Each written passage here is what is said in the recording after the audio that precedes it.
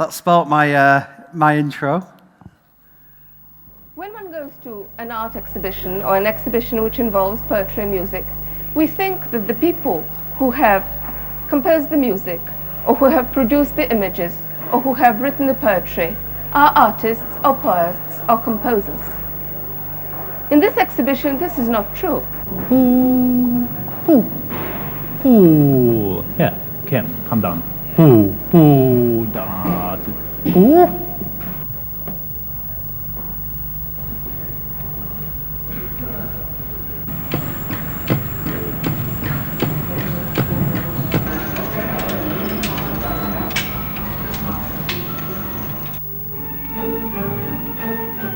In the first section, we have works which are produced with a cybernetic device, with a computer. That is, computer-composed and played music, computer-generated graphics, and computer texts and poems.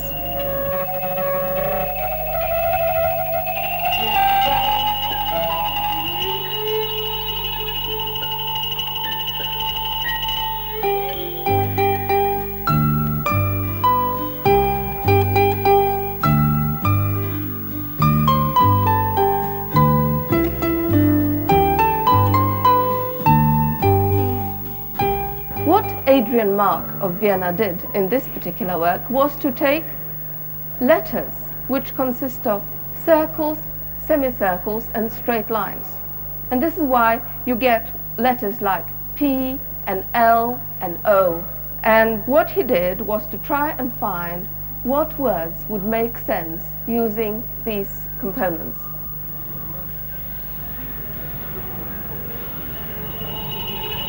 I'm sitting at the moment in one of the 4 domes where there are music tapes lasting 12 minutes. The music is on a loop and it's changed daily. And anybody sitting here can hear one or another type of computer music throughout the exhibition. This is an entire computer music studio which belongs to Peter Zinoviev. When Peter Zinoviev first said that his computer is a composer, I couldn't believe it. Given a sound source, the computer can be left to produce its own sequences. The Computer Technique group from Japan have taken one photograph of the late President Kennedy, and they have made 6 transformations. The computer has scanned the photograph and has turned the image into a linear image with lines pointing either towards the ear or towards the eye.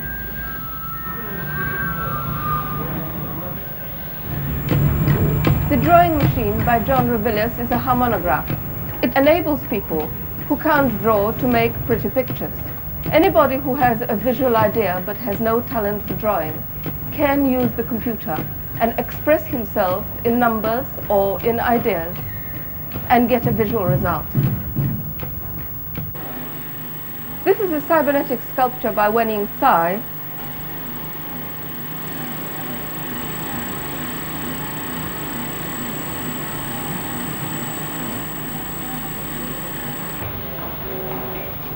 This sculpture is calmed by red light and it's activated by blue light.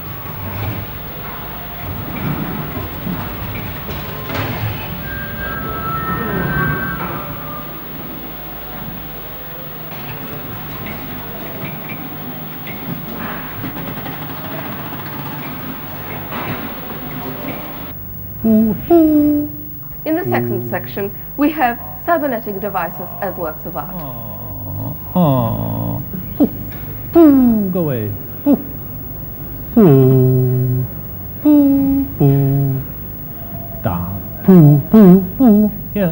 Yeah, don't be shy. Come on.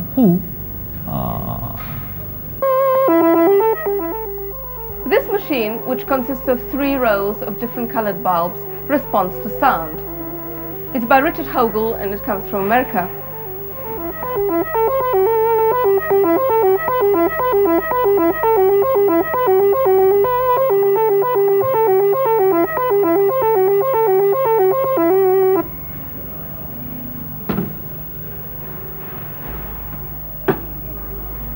Nam June Paik has 11 television sets, which he has transformed, so that one cannot see any of the programs that are going out, and yet they provide the source for some of the images which one can see. Some of these can be manipulated by the audience with magnets.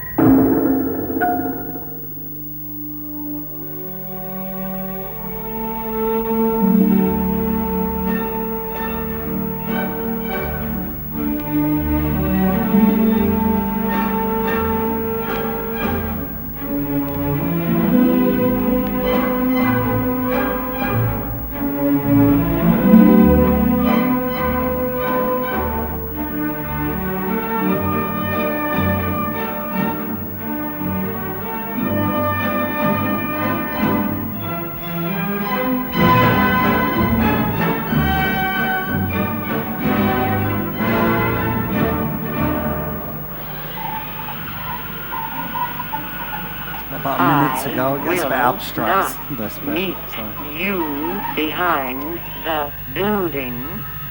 You are bad, bad, bad.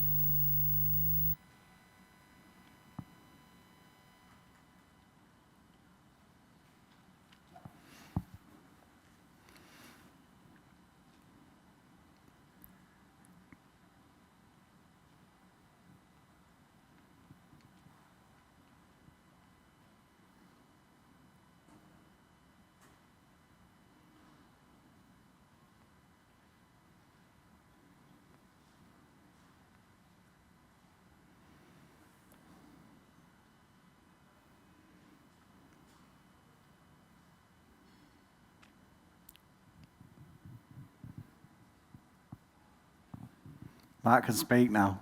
Thanks for that. I thought, when I was doing that, I imagined a really dark room and it'd be a really amazing start to, not say anything. What I didn't realise is that you just end up looking at my backside, putting a microphone on. But yeah, thanks. All that will become apparent and become more clear as we move through this. But I just really wanted to show that as a starting point of how far we've come through this journey, and this presentation will hopefully kind of propose some kind of new ways of thinking around the Age of Data project, but also where we sit in all this as practitioners. So first of all, thanks for your time. Thanks for having me. Thanks to Mouvo, and thanks for the audience, not to make it even scarier. But yeah, thank you so much for participating in this. Just so you get a clear idea of who I am, and be patient, and all this will make sense. So originally, the idea of teaming up with Christoph and some of the other contributors to the Age of Data project, myself and Christoph thought it'd be a nice way of framing the weekend about doing almost like this is volume 1, and Christoph will be on after me to do kind of volume 2 of this talk. But it was more, what I'm trying to do is start to unpack where we are and what this is, but also how that aligns with my own practice, because I'm moving through some changes within that, and it never stops. And as Peter said earlier, I think I'm a lot older than a lot of you in this audience. So, just that constant, development and evolving of what we do is really important, I think, and that kind of resonates through all this weekend. but how it relates to you as well as the audience. You know, this is really important, the fact that you've given your time to this, so hopefully this presentation, the whole weekend, will start to generate some questions and you know, provocations that might question what you do and what you might do next. So the short film was a landmark exhibition in London in 1968 at the ICA called Cybernetic Serendipity, and it was curated by Josiah Reitgard, who's a critic, a curator, art gallery director in England. And that was really the first kind of time that this kind of work was put into that context, into that art gallery. So again, just keep all these are kind of like little signals for the next hour. But it was the first international exhibition of electronic, cybernetic, and computer art. The reference after that, you know, the type moving through the beginning of the presentation was by a man called Leslie Mezey. I don't know if you've heard of him. He's Canadian-based, really early influential participant in the North American computer scene. So he suggested building a network of sharing information about computers, even back in the 60s. He published in, he was kind of one of the first ones to publish in computer science magazines or papers, but also in fine art magazines as well. And he wanted to bring that humanist scholar and practicing artist and interested computer scientist together. So right from the 60s, we start to talk about kind of what we're talking about right now. And that's kind of these anchor points through this presentation, is that, you know, how far we have come and how far we haven't come, really. He developed 2 programming systems, one of which was evolved for the first light pen with IBM, and also through keyframe animation back then as well. And he was an educator at Toronto, University of Toronto. Yeah, just to kind of really, I suppose, the intro after 10 minutes. But I'm, you know, that cut me in half. I'm like a graphic designer by trade. I did graduate with a fine art degree, so, you know, straight away I was into some like extra world in the 90s where I kind of moved through my education and realized I was something else. So I think that resonates more probably with today's educational kind of frameworks, where our practice and disciplines are ever expanding, and it's quite hard to understand what we do. But yeah, I just thought it was funny that I came out of the 90s not knowing who I was or what I was going to do. But then for the next like 18 years, I found a home in design education and a researcher, which I'll talk about in subsequent slides. But recently, I've moved out of education, and I'm back in a kind of commercial context with holding a senior position at an industrial design studio in the UK called Vital Auto, which again I'll talk more about in a minute. So, education first, really. Whether it was foresight or stupidity, I'm not sure, or being quite young at the time, saw that kind of educational platform as a bit of a playground for myself and for my students as well. We didn't take it, I mean, we were serious and critical about the work we made and the thinking around it, but the outputs, we always like to challenge them rules and poke at the establishment and the course itself. So we kind of had a really, you know, the work that's being shown here is kind of a snapshot of 17 years within education. But yeah, we took risks and we got some amazing results that I'm, you know, really proud of. And the graduates that came out of that are in fairly senior and influential positions now across the globe. So I think what I'm trying to say here is that this was a show reel, and I'm not a motion designer, so this is shocking if any of you are judging me on this. But the show reel was what I submitted to Mouvo. And like I said, it's that most of these are like close friends and colleagues and business associates now. And this kind of research informed my practice, so the research and the commercial work I was doing at the time and still do. But that, in turn, inform that student experience as well. So just trying to keep all this ticking over, and I suppose that's a little bit of a disclaimer for this presentation as well, is that there isn't one fixed point. I did an interview before and I couldn't give a straight answer because there are none really. So it's kind of like, you know, we just keep moving through these things, doing the best that we can. You know, I'm trying to think, so the evaluating, and I think what I'm trying to say here is that my time in education helped me evolve as a designer. It helped me spot new trends, cultures, political shifts, not just in design, but in the technical aspects as well. You know, how human beings move through 20 years of just evolving through creative process and creative technologies, and the modes of operation through that as well. And how institutes move through that as well. So big collections of people or at an institutional level. That was quite an interesting prospect to bring into a commercial context as well later on in my career. So having time to review this and apply this commercially, and it's events like this that kind of help you kind of reframe that, and it's almost like a little bit of a superpower, because it kind of gives you some kind of insight into where you've been and where you're going, and what we're going to do next. This is what I do now. This is the great bit about the work that I do at Vital. So I'm the Vice President of Visual Design. It's a kind of perfect job. And it's everything that I challenged in education as well. It's an opportunity to create interesting and meaningful work.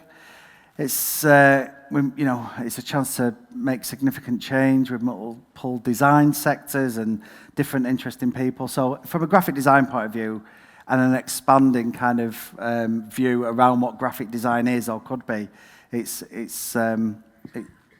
pretty good.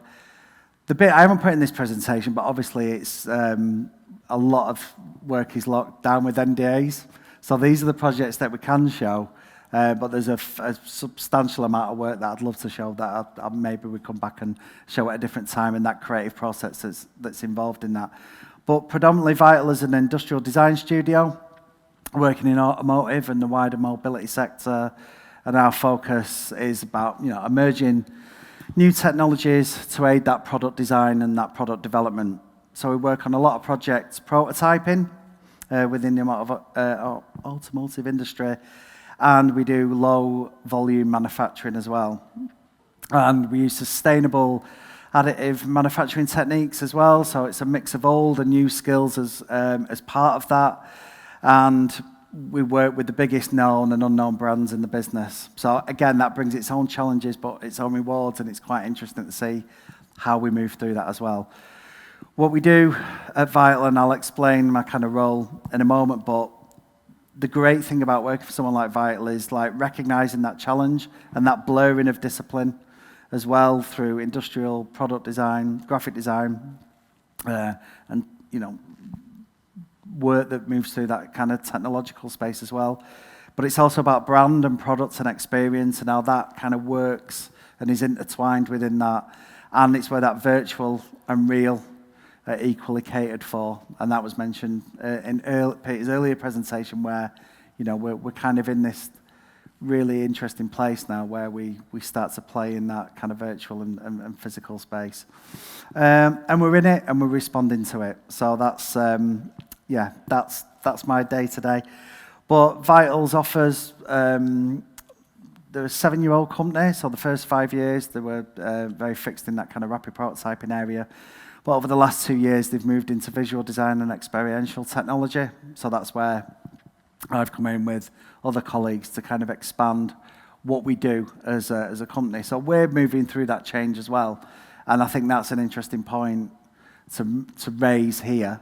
And alongside, the other conversations or presentations that have taken place and will take place.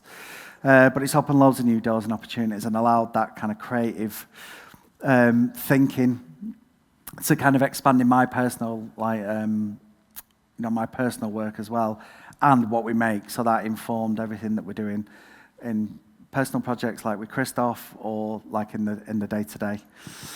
The team's super diverse. The way that we work is diverse. The knowledge, the age range is crazy, really, from like 22 up to 68. Like crazy talent in the building. So even me to walk into something like that is really interesting. I mean, being in that educational space for that long and kind of challenging what that new industry looks like, or responding to what that new industry looks like. So, now we can start the presentation.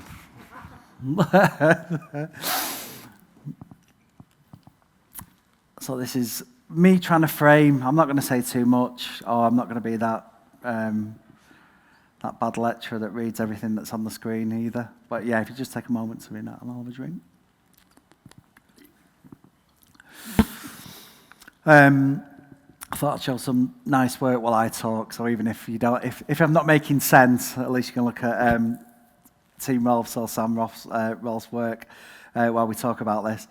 But I think that the points I really want to get across while we get into this presentation is just this shift, this kind of cultural creative shift that we're going through. The reason why I'm sat here now doing this, Christoph, especially Peter and Patrick, who'll speak later, I think is a really nice snapshot of where we are, and you moving through your careers as well is like, these kind of meaningful connections around your practice and around collaboration. And trying to make sense of it in real time. I mean, we've decided to sit down. It's Saturday afternoon, so I want it to be more conversational. So hopefully people ask questions after.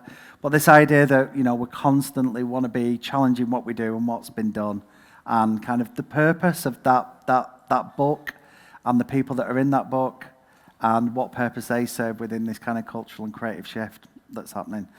What I do want to say as well at this point is that I'm not a design or art historian, even though I spoke to one before, which panicked me straight before my presentation.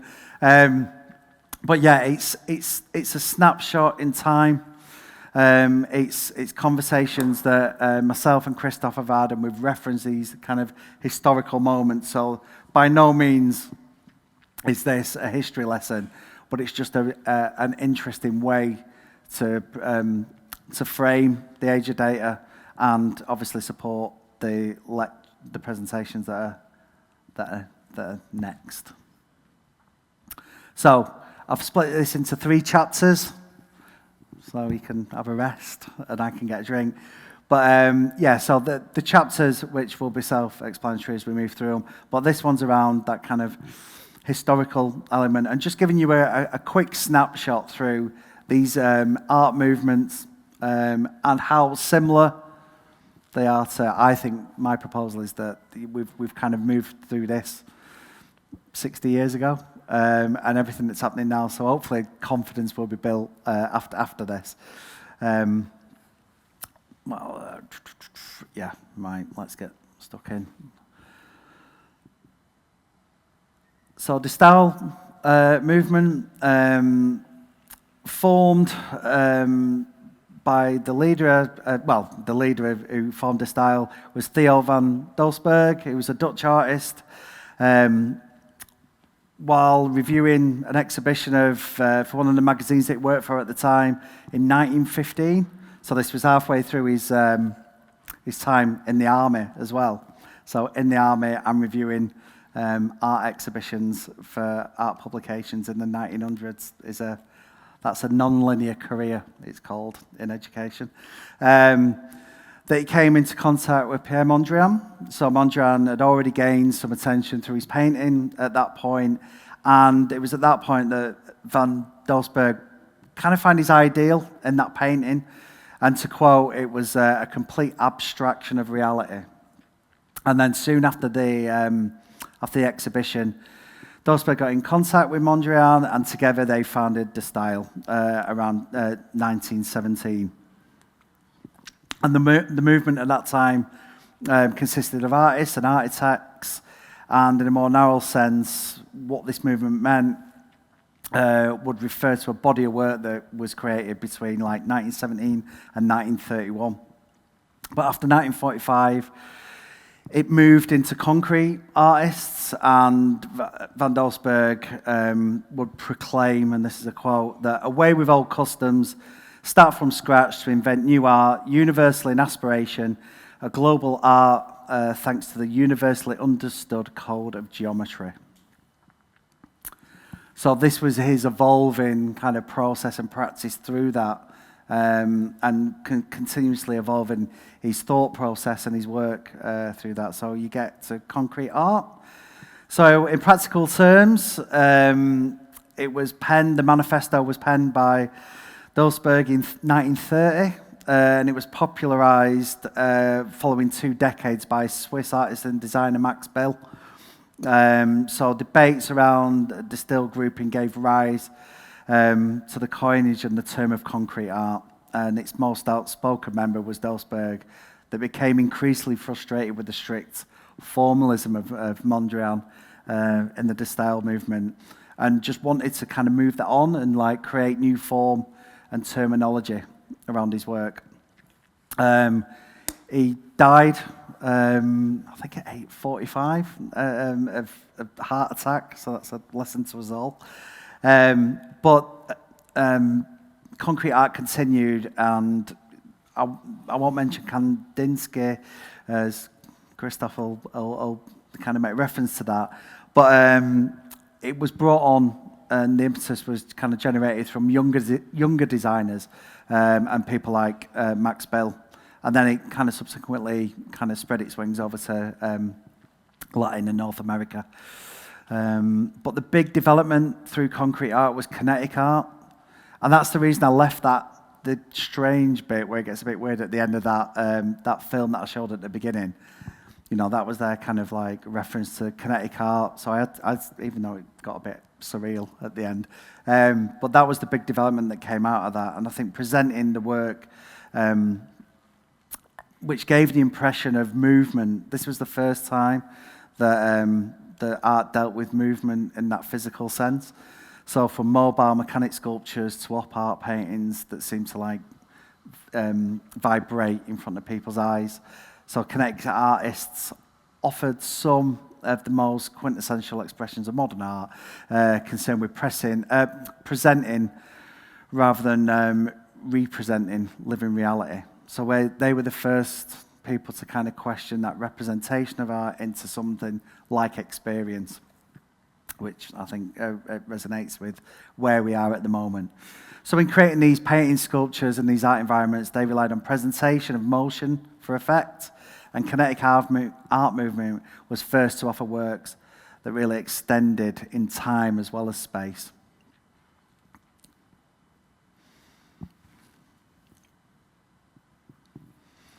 So we move on to Fluxus movement. I hope everyone's okay, not falling asleep yet. Founded in 1960, Fluxus began as a small international network of artists and composers, and was characterized as a shared attitude rather than a movement.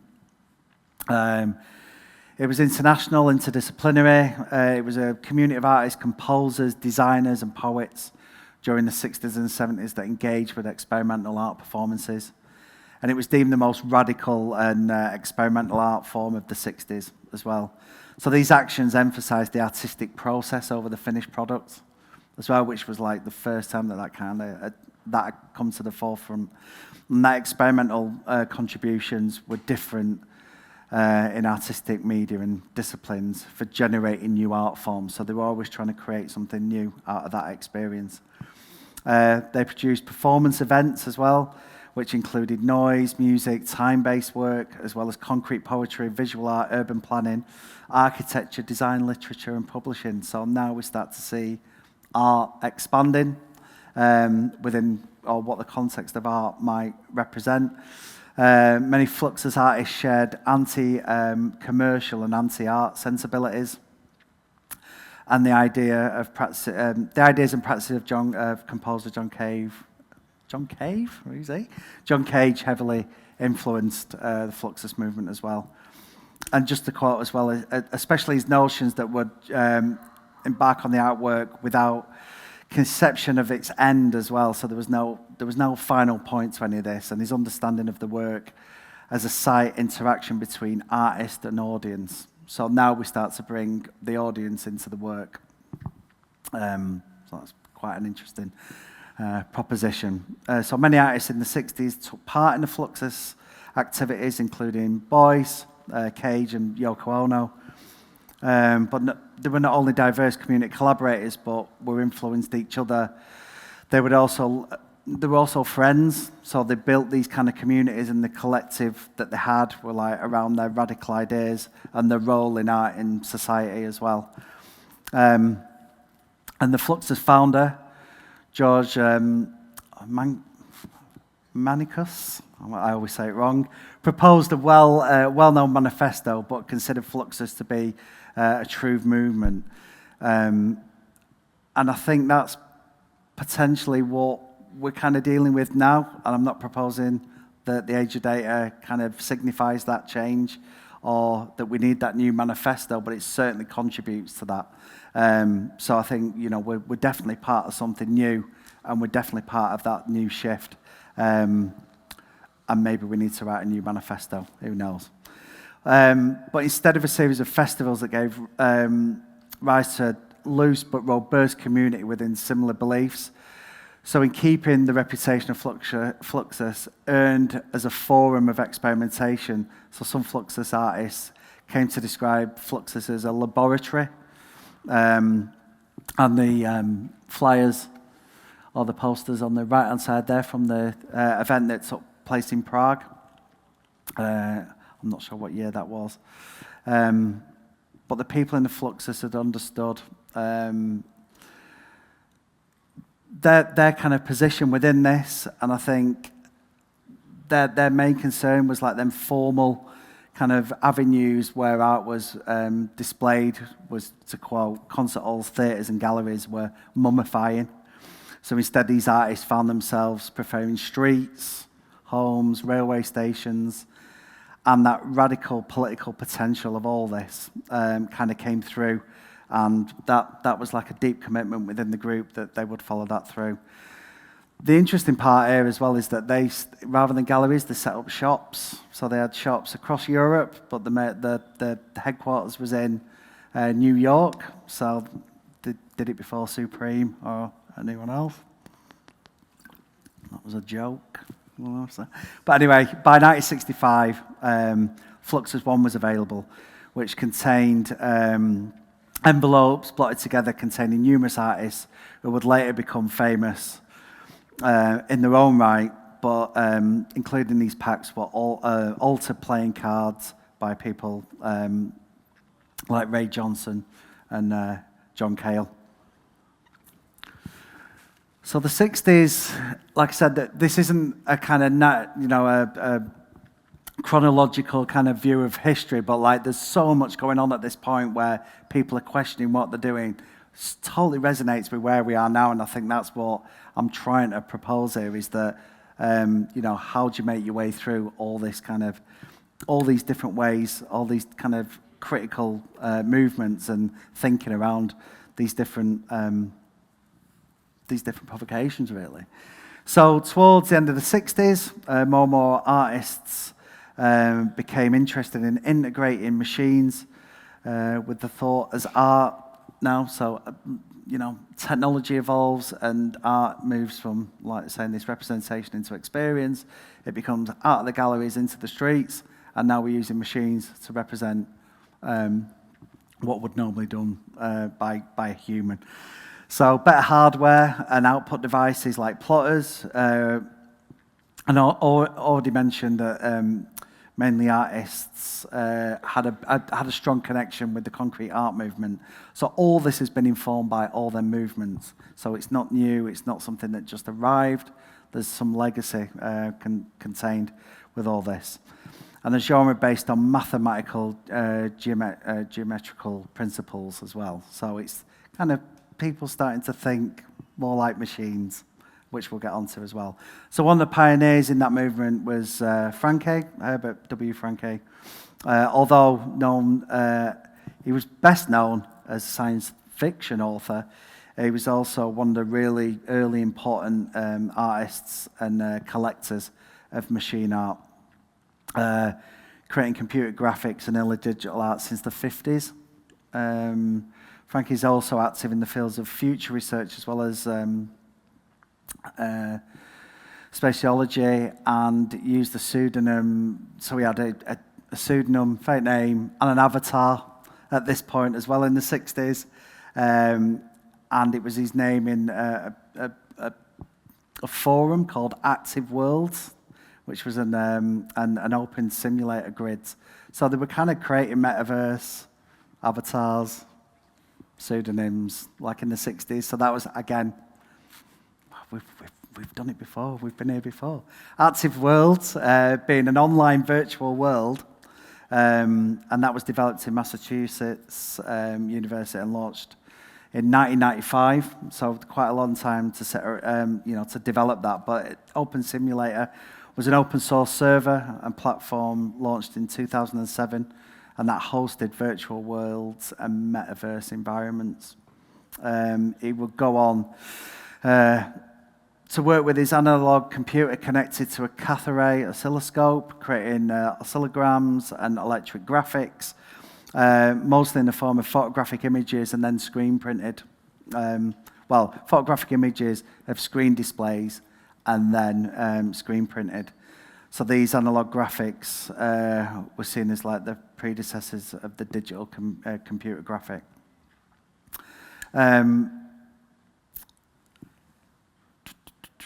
So yeah, I'm just going to show you some early work now. So we move into computer art of the 60s and 70s. We've got any sound?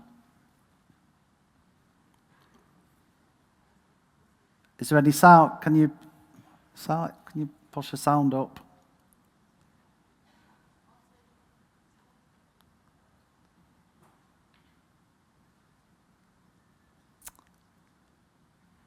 Spent so much time in Keynote getting this right.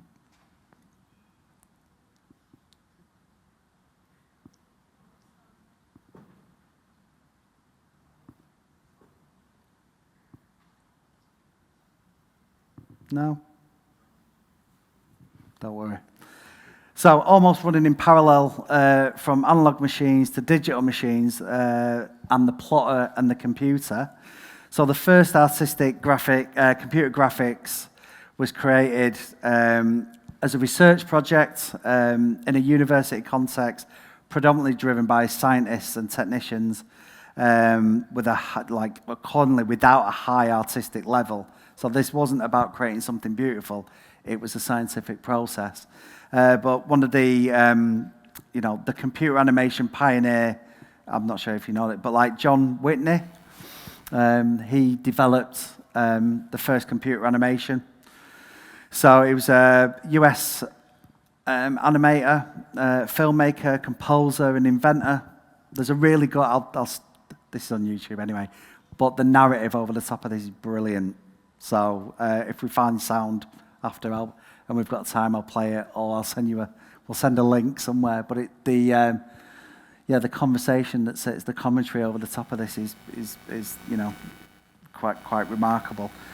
But and he was recognised as one of the fathers of computer animation. So his early innovative experience with the computer graphic system developed and deployed technology for artistic uses.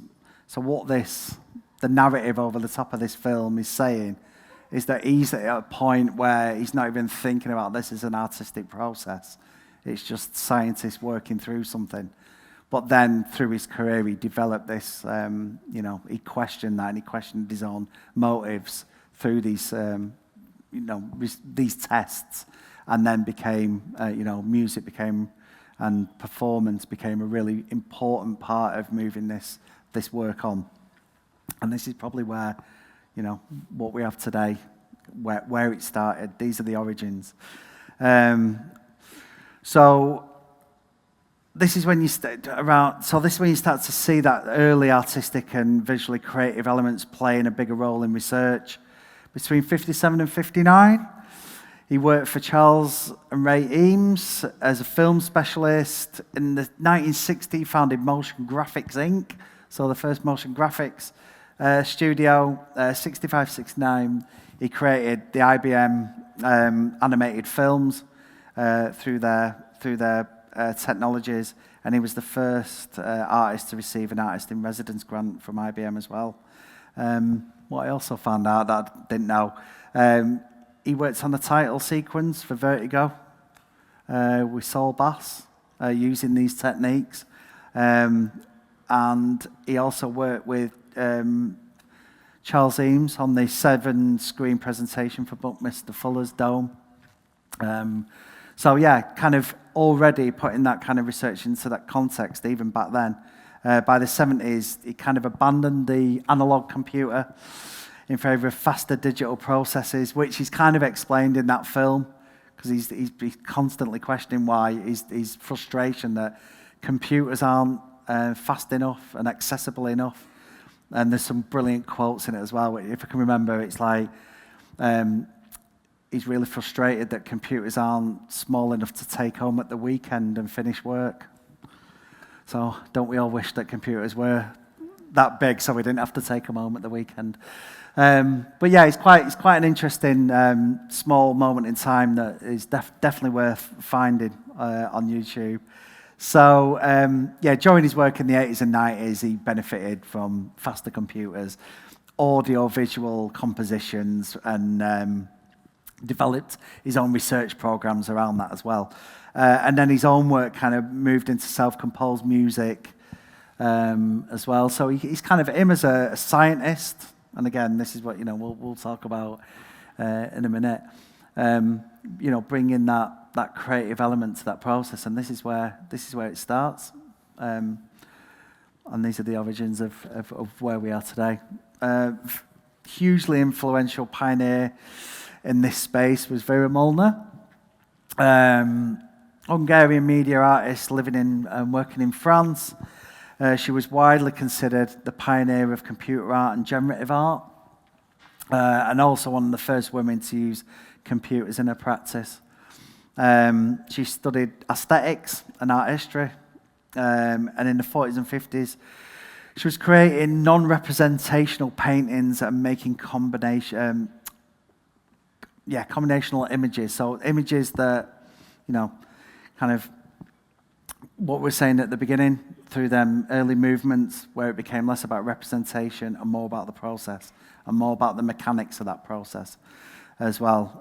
She also founded several artistic research groups and movements, and she also collaborated and used approaches in mechanical and kinetic art as well. So again, just making all them links are starting to build a stronger narrative as we move through these art movements.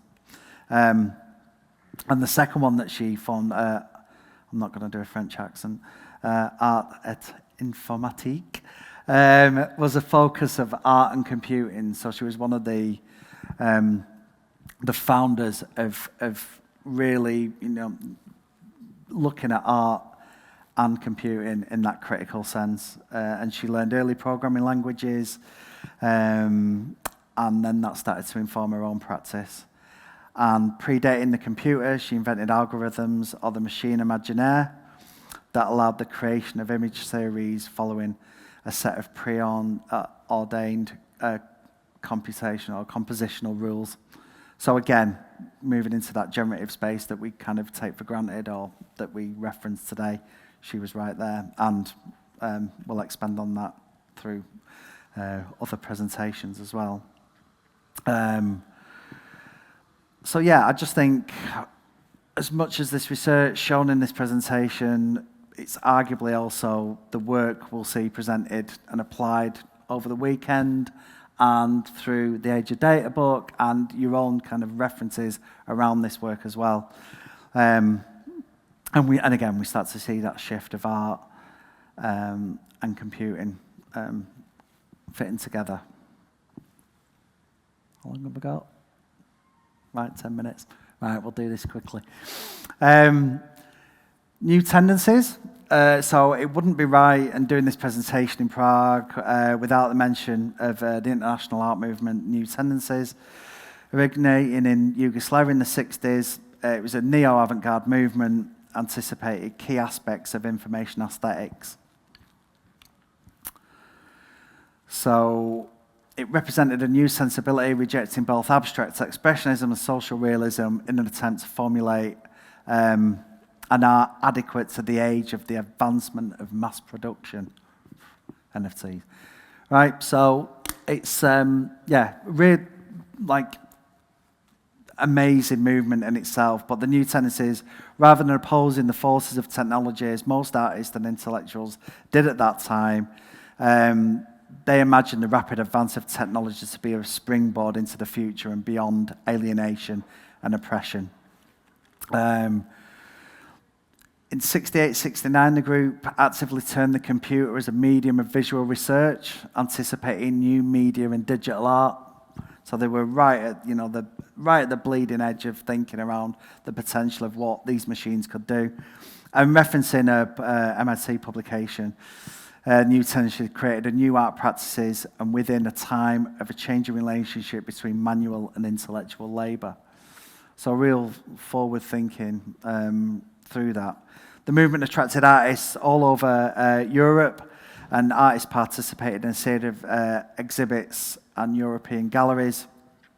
One of the main considerations of the movement has been described as to simulate a more active field of vision and an interest in the spectator in an auto-creative process. So again, bringing you, the user, the spectator, into that experience.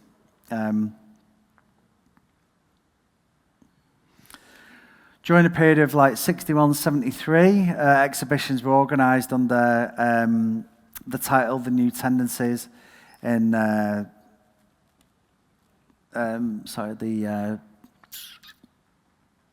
capital of Croatia, and they continued to develop their ideas beyond that. But the kind of where it made a turning point was in the summer of '68, where they initiated the context of the fourth exhibition, and that was around the program computer and visual research. So this is a real absolute flag in the ground moment for us, I think, sat in this room today, and everyone that sits watching online or interested in this space. So it decided to incorporate into its program the computer as a medium of artistic work, and contribute to the definition of technology that will quite rightly, define the future of civilization. Beyond that, they also created exhibition catalogues within that, and within them exhibition catalogues, they also set up their own publication, and this was to present information theory, exact aesthetics, design, mass media, visual communication, and related subjects to an instrument of international cooperation. Age of data. So from 68 to 72, they published 9 magazines, and 2 of them were double issues in that as well. So yeah, we've got. So the last 5 minutes, I just want to use this as a touch on and present or introduce the next speaker, Christoph, the Age of Data, and all the participants that sit within that and all interested parties. So that shift and that rationale of the book, moving into that space, and Christoph himself as a designer and being part of that journey and working on the last 2 publications with Christoph in that space is quite an interesting perspective, and I think it's something that you'll all take on board as we move through that. So looking at design movements, from the 60s, 70s to present day, that kind of design education part of what I was kind of thinking about, and my own kind of commercial venture now with Vital. We start to position this new era in design, in creativity. So there's a huge amount of content and people and moments that I've skipped over and not mentioned. But all have been considered in this process. And even the presentation hopefully will make you want to go and discover these movements that have existed, or maybe start your own, or like join that kind of, something that's already in existence. If I've done my job half well, hopefully this will come through. So that new wave, that new avant-garde, celebrating that collective authorship. So as like I said, this is like volume 1 of volume 2, and Christoph will be up here shortly. Although, the co-editor of Age of Data, it was a huge undertaking and hugely educational for me as well. And pretty much that's, all I want to say, really. It's a new moment, a new avant-garde, and here's to the new wave of machine Imagineers.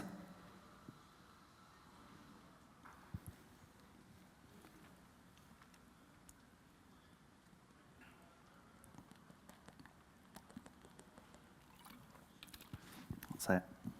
Can all boo now.